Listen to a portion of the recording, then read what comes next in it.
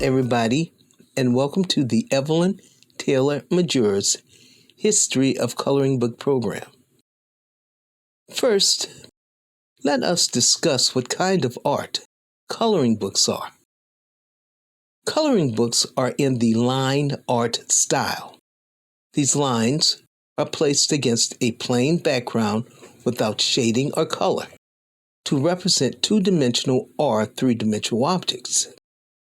These are coloring pages from Dave Pilkey's Dog Man and Captain Underpants series. These pictures are in the line art style. Dave Pilkey is an illustrator and writer who has written millions of children's graphic novels.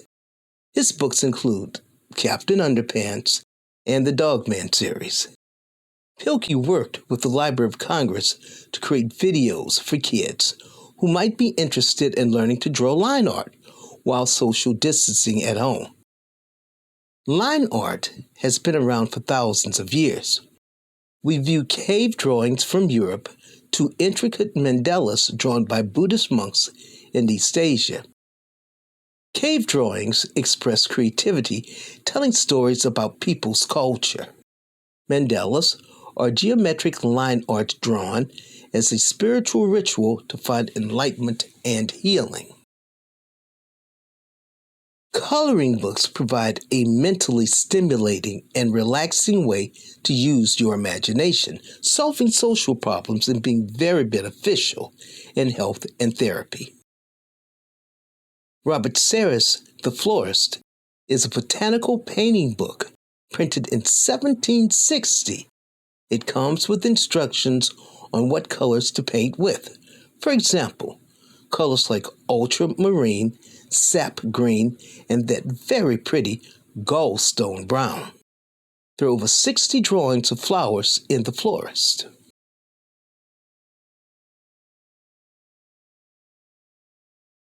Another painting book that goes back even further is The Polyobion by Michael Drayton, published in 1612 and 1622. The Polyobion is a topographical poem, a poem that contains real facts and fantasy. The Polyobion starts with part 1 being 1,500 words long. It covers the history of England and Wales. The pictures were engraved so that they could be painted with watercolors. This coloring book is still very popular with coloring enthusiasts even today. Painting books are later called coloring books have always been considered an excellent way to improve oneself. They emerged in the United States as part of the democratization period, bringing fine arts to middle and working class Americans. Early American educators believed everyone should benefit from art education. Painting and then coloring books were the easiest and most available art styles. Coloring books would allow them to conceptualize and bring their ideas into being. Kate Greenaway was a noted English Victorian artist and writer. She was known for children's books illustrations in mid-century England. Kate Greenaway's line art drawings were the illustrations for the Little Folks painting books, published in 1879 by the McLaughlin brothers, some alleged without her consent. Colorists could use watercolors with instructions on where to color them in the drawings. The McLaughlin Brothers Incorporated were a New York publishing firm that were at the forefront of use of printing technologies in children's books. They published between 1858 and 1920. In 1903, with the manufacturing of Crayola, mass marketing of coloring books, or sometimes they were still called painting books, became a boom. Children would ask for them for birthday and holiday gifts. According to Crayola.com, Crayola crayons were invented by Benny and Smith in 1902 and first offered for sale in 1903. Alice Steed Benny, a school teacher and wife of Edwin Benny, suggested the company manufacture an inexpensive alternative to crayons imported from Europe.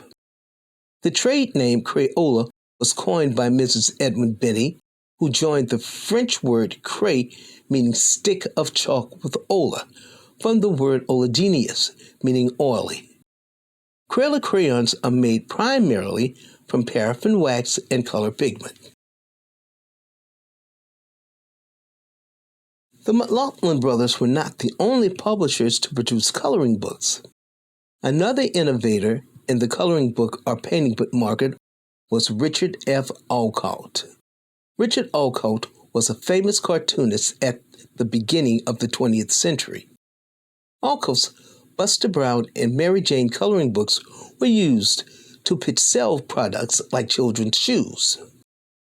Coloring books have come a long way from selling shoes and hosiery at the beginning of the 20th century to now even marketing Tesla automobiles today. Coloring books are very versatile and used in many different fields. Their educational value as learning tools in healthcare and therapy has been quite beneficial.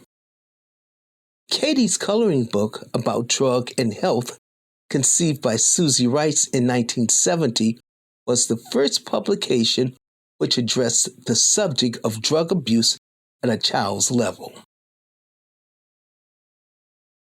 Therapists use coloring books for many medical conditions. Coloring helps to reach children with autism. They are also important in relaxing children in preparation of complicated operations. Coloring has been recognized as having extremely healthy effects on cognitive behavior in adults and children.